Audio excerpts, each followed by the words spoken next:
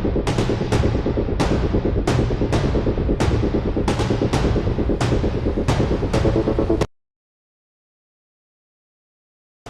waking up tomorrow, petrol prices are doubled overnight, flights become expensive, food prices start rising, and stock markets begin to crash. और फिर news channels एक ही headline show कर रहे हैं, middle east में war escalate हो चुकी है।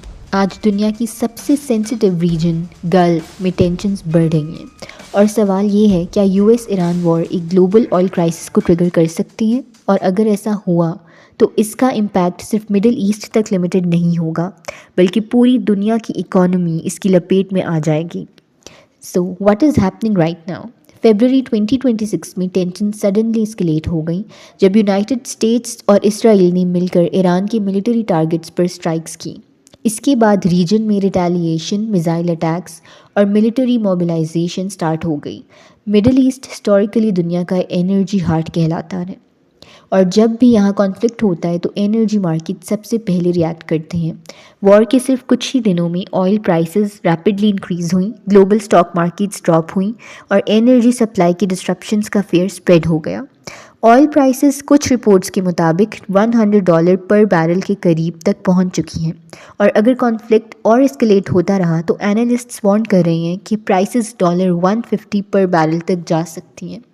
लेकिन ये सिर्फ वॉर की वजह से नहीं है, इसके पीछे एक और इम्पॉर्टेंट फैक्टर है and that's geography, strait that controls the world's oils. So middle east में एक छोटी सी वाटरवे है जिसको स्ट्रेट ऑफ हुर्मुज़ कहा जाता है। ये नैरो सी पैसेज ईरान और ओमान के दरमियान है, लेकिन इसका इम्पोर्टेंस अनइमेजिनेबल है। दुनिया की टोटल ऑयल सप्लाई का लगभग 20% इसी रूट से गुजरता है। हर रोज़ हंड्रेड्स ऑफ ऑयल टैंकर्स इस रूट से एशिया, यूरोप और अमेरिका की तरफ ट्रैवल करते हैं। अगर कभी ये रूट ब्लॉक हो जाए तो दुनिया की ऑयल सप्लाई इंस्टेंटली डिस्टरप्ट हो सकती है, जैसे कि आजकल। और एग्जैक्टली यही फेयर आज मार्केट्स में एग्जिस्ट करता है। कॉन्फ्लिक्ट के दौरान टैंकर ट्रैफिक स्लो हो गया और सिक्योरिटी रिस्क्स बढ़ चुके हैं और अगर straight of Hormuz completely block हो जाए तो ऑयल मार्केट्स में पैनिक बाइंग और प्राइस शॉक हो सकता है। लेकिन हिस्ट्री हमें बताती है कि ये पहली दफ़ा नहीं हो रहा। The 1973 oil crisis. 1970s में दुनिया ने पहली बार एक मैसिव ऑयल शॉक एक्सपीरियंस किया था। 1973 में मिडिल ईस्ट में एक वॉर स्टार्ट हुई जिसका नाम था योम किपर war.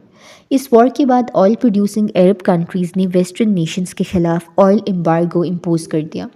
Oil supply suddenly cut कर दी गई थी और फिर दुनिया ने देखा कि पेट्रोल स्टेशंस पर लॉन्ग क्यूज़ लग गए, fuel shortages, economic recession and inflation explosion, ये सब हो चुका।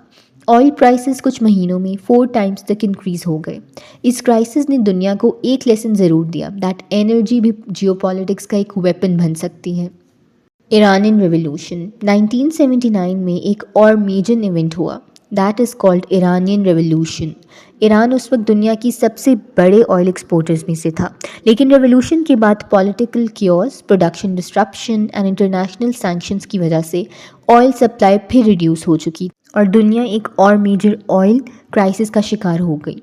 और यहाँ से एक पैटर्न क्लियर होने लगा, that middle east instability is equals to global energy crisis. और आज 2026 में history is repeating itself again. So why this war matters for the entire world? आज की ग्लोबल इकोनॉमी में ऑयल सिर्फ फ्यूल नहीं है, ऑयल इम्पैक्ट करता है बहुत सी और फैक्टर्स को, जैसे कि transportation, food prices, manufacturing, global trade. और इसी तरह जब ऑयल की प्राइसेस इंक्रीज़ होती हैं तो इन्फ्लेशन भी इंक्रीज़ होती है साथ ही साथ। And economists are warning that Iran का वॉर अगर प्रोलॉन्ग हुआ तो दुनिया स्टैगफ्लेशन फेस कर सकती है। Now what's stagflation?